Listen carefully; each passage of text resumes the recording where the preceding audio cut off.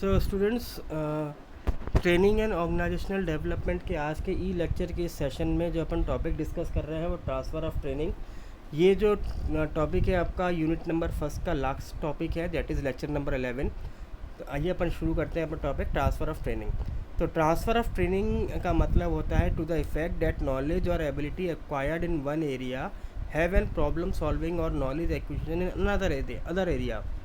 So transfer of training is based on the theory of transfer of learning. तो इसमें हमें क्या समझ में आया? इसमें हमें एक बात समझ में आई कि जो नॉलेज आपके पास है, जो एबिलिटी आपके पास है, उस एबिलिटी के बेसिस पे आप सभी सिचुएशंस को हैंडल नहीं कर सकते। हर एक सिचुएशन को डील करने के लिए अलग प्रकार के नॉलेज और स्किल्स चाहिए होते हैं।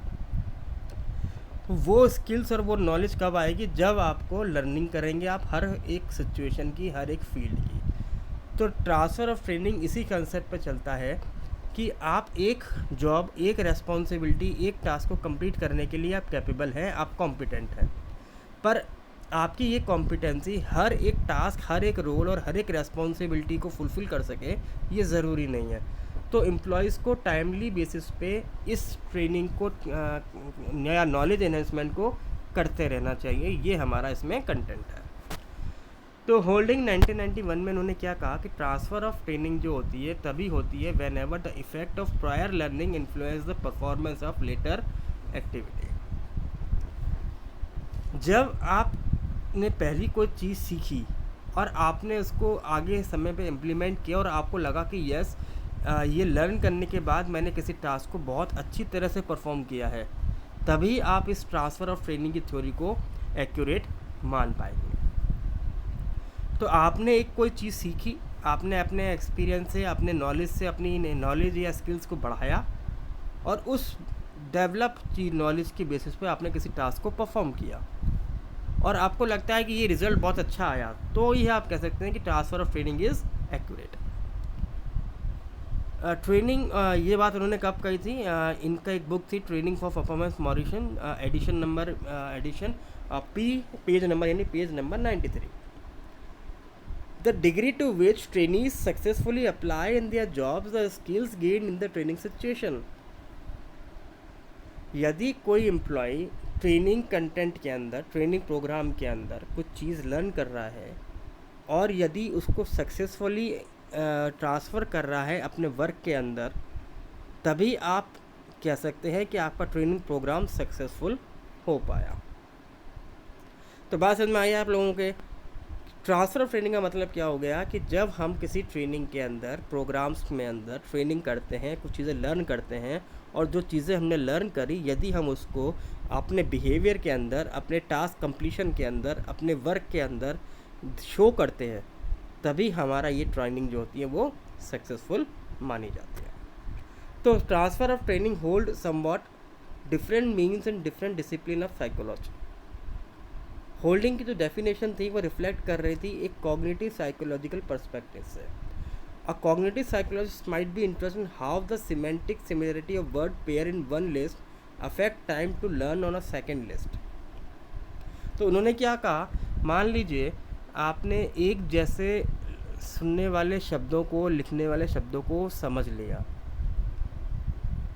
तो ये ज़रूरी नहीं है कि जब सेकेंड लिस्ट तैयार की जाएगी उन वर्ड्स की तो आपको उतना ही समय लगेगा जितना आपको फर्स्ट लिस्ट को याद करने में हुआ था। तो ये बेसिक क्या है, ये कंसेप्ट क्या कहते थे? मान लीजिए आज आपका ट्रेनिंग प्रोग्राम है, मैंने आपको एक लिस्ट दी। वो लिस्ट क्या थी? एक दिख से दिखने वाले, बोलने वाले जिनका मीनिंग सेम है, उनकी एक वर्ड्स की मैंने लिस्ट बना के दी। तो जब आपने इसको धीरे धीरे पढ़ा तो आपको समय लगा ज़्यादा, पर उसमें से आपने कुछ वर्ड्स लर्न कर लिए।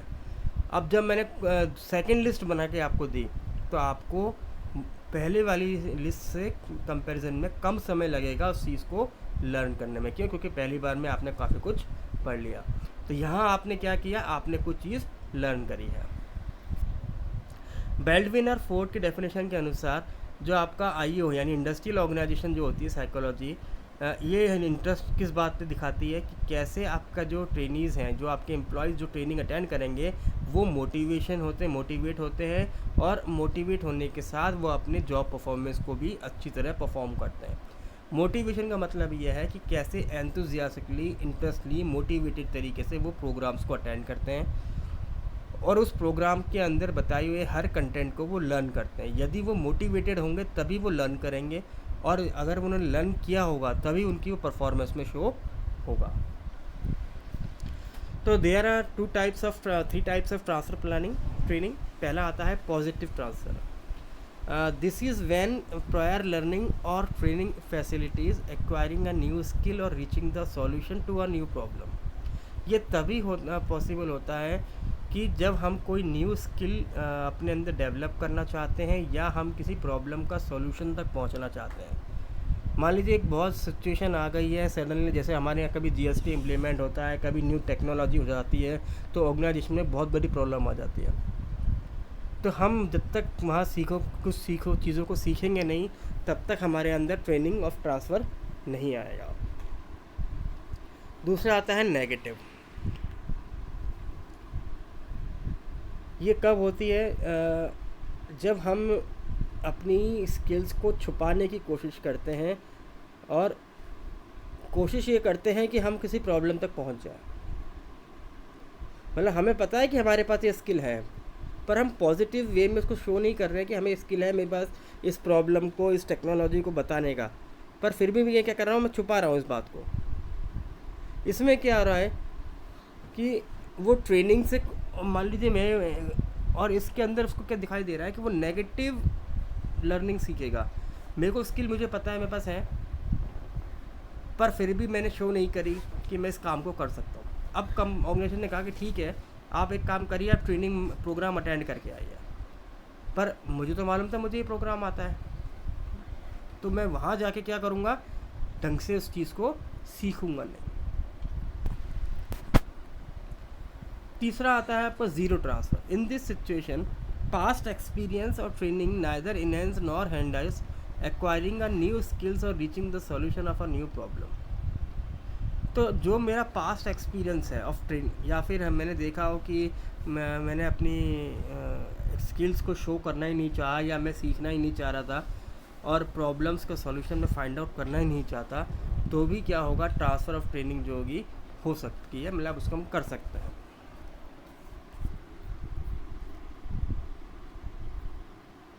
Then implementation of training programmes. Normally companies क्या करती हैं, वो परफॉर्मेंस गैप को एनालाइज करती है, जैसे हमने पहले पढ़ा, और हर एक गैप का एक ही सॉल्यूशन है, वो है ट्रेनिंग। जैसे मान लीजिए कंपनी ABC ने देखा कि उसके पास 5 टास्क टीम है जो ऑपरेट करती हैं किसी प्रोजेक्ट को। ये जो टीम है ये tightly aligned to the company overall business strategy. हर एक टीम को ये सारी टीमें जो हैं बिजनेस स्ट्रेटजीज से रिलेट करती हैं। A company might need to implement basic projects management across all teams, striving to institutionalise common project management process methods and templates. तो भी उनको क्या करना है, ट्रेनिंग नीड एनालिसिस करनी है और ट्रांसफ़र करनी पड़ेगी।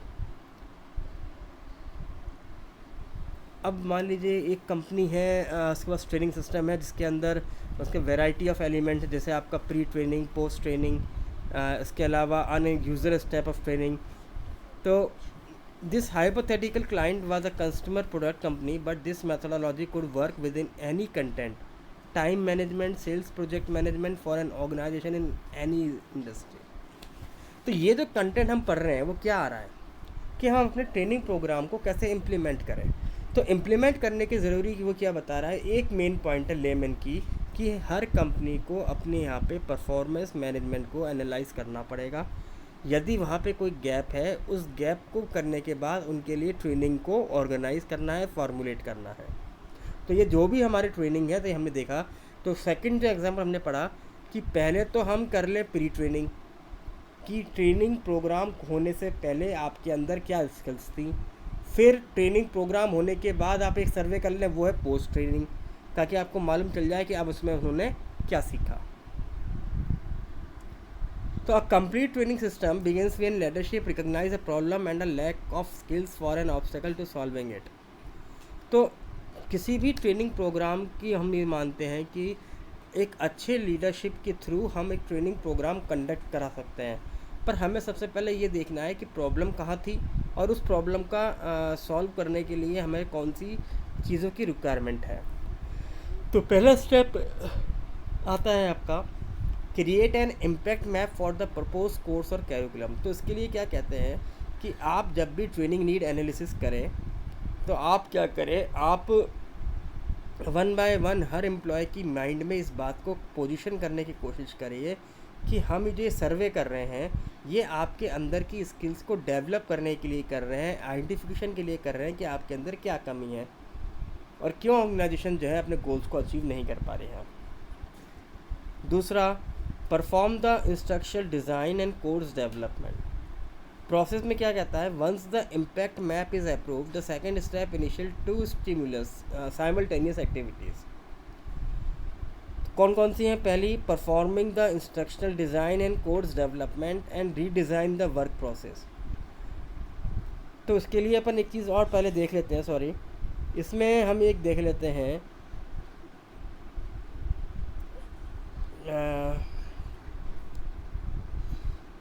हम इसमें ये देख रहे हैं कि हम कैसे अपने एम्प्लॉयज़ को साथ साथ ये भी बता दें कि ये जो हम ओपिनियन करेंगे या फिर हम जो ये ट्रेनिंग प्रोग्राम के लिए हम बात कर रहे हैं एम्प्लॉयज़ से, वो बिज़नेस के रिज़ल्ट पे क्या इम्पैक्ट डालेगी।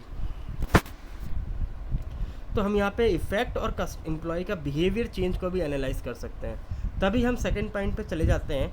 सेकंड पॉइंट में हमने देखा दो साइमल्टेनियस एक्टिविटीज़ हो रही हैं। पहली तो ये कि आप एम्प्लॉयज़ को बताइए कि परफॉर्म करने के लिए क्या इंस्ट्रक्शन हो सकते हैं। जैसे हमने देखा होगा, आप कभी ये जो जितने भी आपके 2 व्हीलर 4 व्हीलर सर्विस सेंटर होते हैं तो यहाँ पे इंस्ट्रक्शंस मैनुअल लगे हुए होते हैं दीवारों पे, ताकि एक पैटर्न जो वहाँ पे सर्विस करने वाला पर्सन है उसको ये पता हो कि मुझे इस पैटर्न और स्टेप से क्या करना है, सर्विस करनी है।